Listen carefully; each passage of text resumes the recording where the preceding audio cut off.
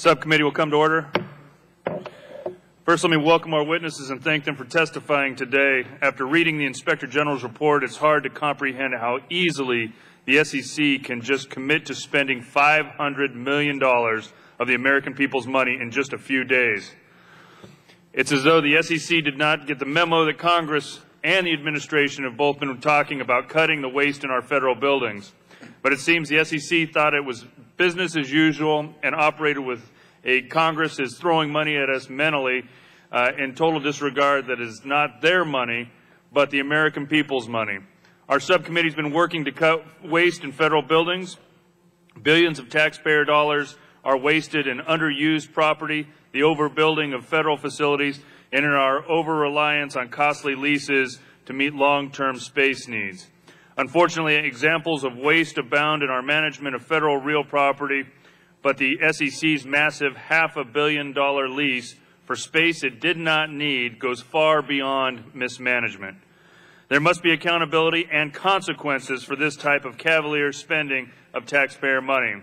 As outlined in the Inspector General's report issued last month on July 28, 2010, the Securities and Exchange Commission signed a letter contract to lease space at Constitution Center in Washington, D.C. The agreement was more than 900,000 square feet of space with an option to lease an additional 500,000 square feet. Let's put this in perspective. This is a total of 1.4 million square feet of space for an agency that has just over 3,000 personnel working in the National Capital Region. The 1.4 million would be on top of the 1.3 million square feet the SEC leases for its headquarters at station near Union Station.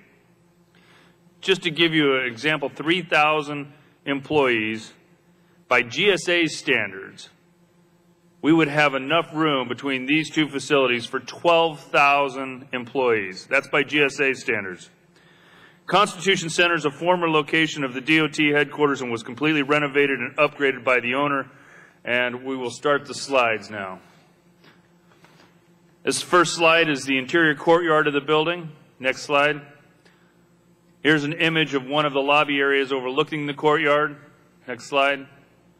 The slide is taken from one of the top floors facing northwest towards the Capitol building. Next slide. Another view looking north.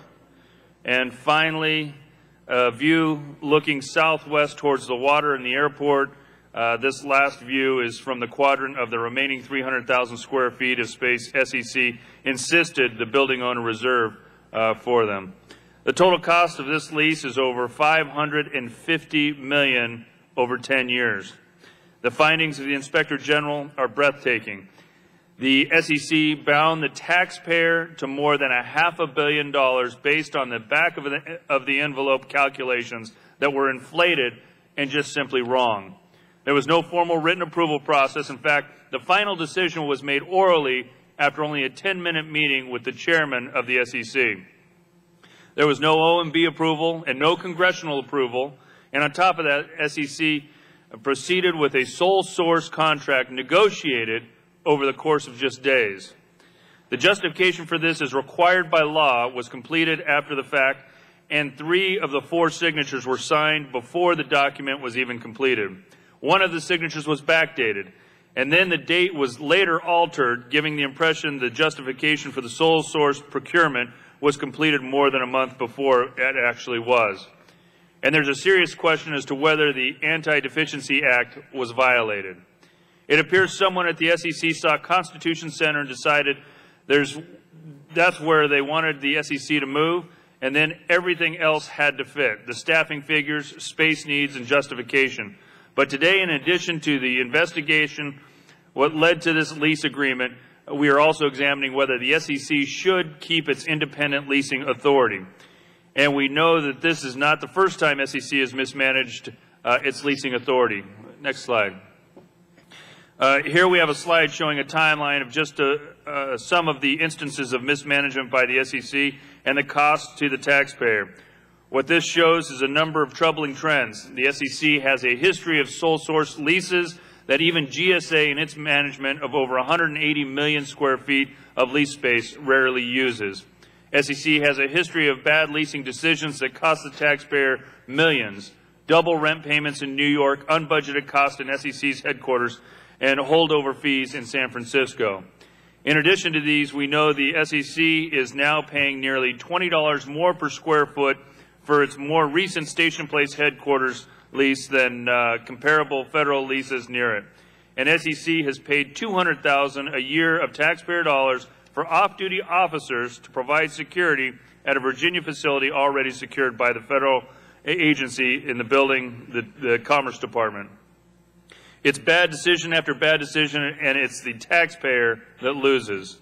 The SEC must realize that it is real money they've spent and that it is accountable to the American people who expect all of us to be good stewards of federal resources.